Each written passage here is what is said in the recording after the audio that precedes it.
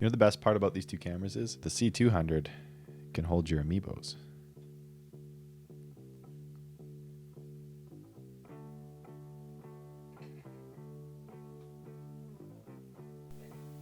Isn't that right, Mario?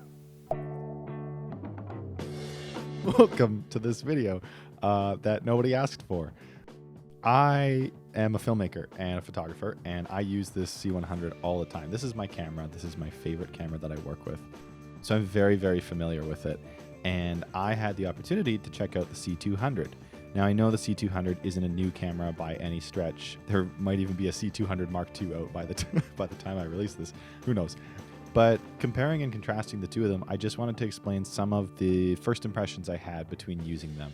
So who is this video for? Well, it's probably pretty specific for somebody who, like myself, either owned or used the C100 and felt like you were left out from having the C200. You're thinking, do I need the upgrade? Is it worth it? I know there's a lot of YouTube people that use the C200, which is fantastic.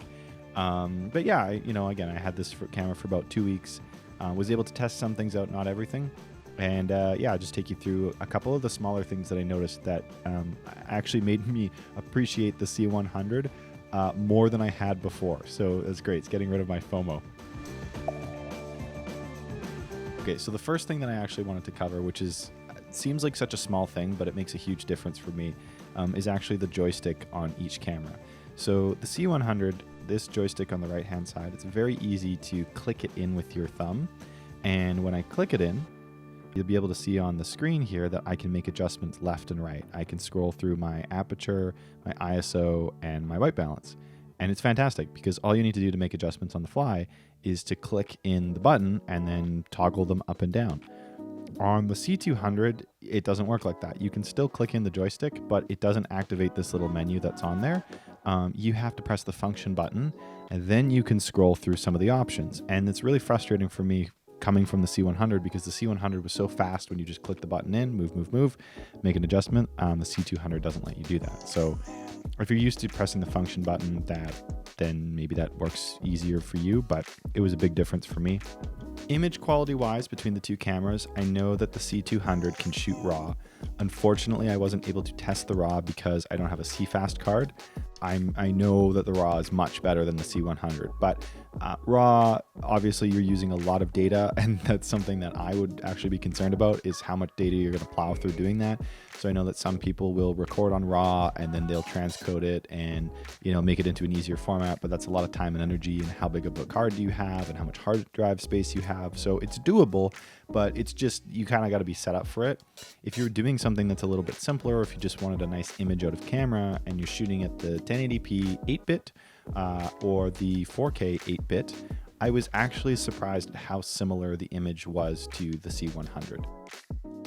I know that you're paying for a better camera with the C200, but if you compare apples to apples, 1080p, both cameras, it's surprising how nice the image of the C100 is that holds up. And even if you use the C100 at 1080p and you upscale it to 4K, the image holds quite well. So that actually helped me feel like the C100 is not an outdated camera at this point. You can see between these two cameras just simply, this one's kind of rigged up right now for a documentary run and gun style. So I have a wireless lav on the top and a shotgun mic. I came back from a shoot actually yesterday, and this is the exact setup I was using. And it's really nice. It's really easy and light, and you can grab handheld shots and make a pretty good image out of it pretty quickly. The C200 is a great camera, but it is heavier. Now I know this is rigged up with more equipment here. We have a Xenon Rokinon lens. It's a 35mm. We have an O'Connor's follow focus and an O'Connor's matte box. So obviously a bigger camera for a bigger production, but just the camera on itself, it's a heavier weight. And so if you're running around shooting handheld, this is actually like a decent amount to handhold right now. If I took the matte box off and some of the other accessories, it'd be a little bit better, but it depends on what you like. If you like a heavier camera, then you might prefer this. I know some people feel like the C100 is maybe a little flimsy for them, so just a small thing to play with. The other thing here that's actually a big pro for the C200 is this monitor. So the little fold-out monitor here is fantastic, and I'll flip this around so you can hopefully see this a little better. Oops, pardon me, microphone. And open that up a little bit. So what's really nice about being able to film with this LCD screen on the side is it's a lot easier when you're doing low angle stuff because you can adjust the flip out screen. The C100 does have a flip out screen, but this screen is just better. It's just easier to work with. So I would say it's a pro for using the screen in terms of filming usability. Also, the handle that it's connected to is hands down better than the C100s. The C100s is only held by this dinky little single screw, and it often comes unscrewed and it can make a little rattling noise sometimes. So it's not a huge problem if you tighten it up often, but it is only held by one screw. The C200 is actually held by two screws here, so there's a screw-in one and then also an Allen key one on the side here. It's good and bad. The good thing about it is it's much more sturdy as a handle. The bad thing about it is if you want to take this off and throw the camera in a bag, which I do with the C100, it's really nice to pack into a small package. You can't. You have to have an Allen key to be able to do it. So I don't know. You have to decide what works for you and how you want to shoot something as well. But yeah, flip out screen, really like it. So one thing about the C200 that's actually a very nice upgrade from the C100 is the buttons. The buttons are much softer than the C100s. Now, the C100s aren't bad by any stretch, but the specific one that I'm talking about that matters the most to me is the one on the joystick here, the focus guide. I use this all the time to try and just zoom in and check my focus on my subject. And the fact that the C200s is much softer is very nice because on the C100, it does have a slight audible click. And sometimes if it's quiet enough, your mic will pick it up. So you hear this kind of click as you zoom in and then click as you zoom out. C200s, it's very kind of mushy, but in a good way, like a soft button. And so when you zoom in, you can get away with doing that without hearing anything like that.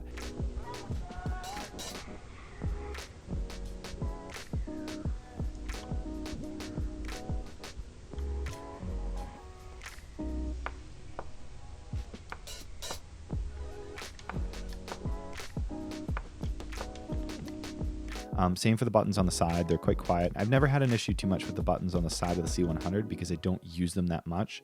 Again, I'm doing mostly documentaries, so it's very run and gun style, handheld, or you want your camera to kind of be an extension of you. So I'm not looking at the side buttons too much to kind of figure out what I'm doing. And so I would say that the C200 in terms of buttons, they're nice because they're soft. Now, one thing, again, I didn't like about the C200 on the side of it is, sorry, microphone. I keep bumping you, microphone. It's because of my darn. Let's take the map off. Flying away. The C200 is kind of funny here. Remember when I was talking about the joystick and changing your ISO and your settings and whatnot? There's actually this little scroll wheel that's right on the side, right here. And you can set this to whatever you want this to be. So right now on the C200, I have this set to ISO. So if I scroll this wheel up and down, it'll increase my ISO or decrease my ISO. Now, that's cool, but it's a recessed dial. So when I was filming, we took the camera outside in some minus 30 weather just to see, I only had the camera for 2 weeks and it was freezing cold, but you got to try and get some footage. And using this with gloves, I could not change the ISO because my finger would just slide over the recessed dial, and it was really frustrating actually. Versus the C100, I could just click that joystick in, change my settings, and we're good to go. So if you're used to it, it might work for you, but it was frustrating for me. Another remarkable improvement on the C200 that I like over the C100 is the XLR location. So having them on the back here is very handy. It's nice that you can plug things in, and the C100, everything plugged in on the front of the handle. So if you took the handle off, you couldn't use XLRs. And also it kind of made for this very top heavy camera. And it's okay if you kind of have it rigged out in the basic format, but if you put anything extra on it, it started to get very vertical as a camera. And usually cameras, you kind of want to build them horizontally, forward, front, back, because it's more balanced ergonomically. So I like that this is the location for the audio and that it's built into the body of the camera. The audio dials, however, on the back, this little flap, it's okay, but the funny thing is having the audio dials on the C100 at the front of the handle is pretty nice because you can very easily use your left hand to switch the dials, whereas this one, they're so tight to your body when you're filming with the eyepiece or something here, it's much harder to make the adjustments on them. So if you're using the built-in audio tracks on here, it's just something to be aware of. I actually felt the C100 was a little bit easier. I know it's kind of goofy ergonomics, but it works pretty well. So kind of cut your losses between the two and see what you can do. So hopefully that makes some sense to you. I am new at making these kind of videos, so I will learn as I go. But if you have any questions about using the C100, I'm very familiar with that, and I may make a follow-up video that explains basically how I use it and I love that camera. I hope you learned something out of this, and if you didn't, I'm sorry. And I'll see you in the next one. Bye.